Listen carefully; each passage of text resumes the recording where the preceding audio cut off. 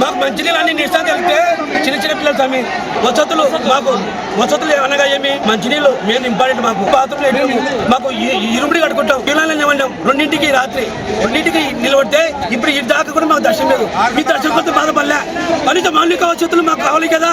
200 కిలోమీటర్ల నుంచి పాదయాత్ర చేసుకుంటుంటే మాకు గత సంవత్సరంలో ఇంత ముందుకు ఇట్లా దళిద్రంగా ఈ వసతులు ఇంత దళిద్రంగా ఉన్నాయంటే ఎప్పుడు లేదు. మాకు ఎప్పుడు జరగలేదు.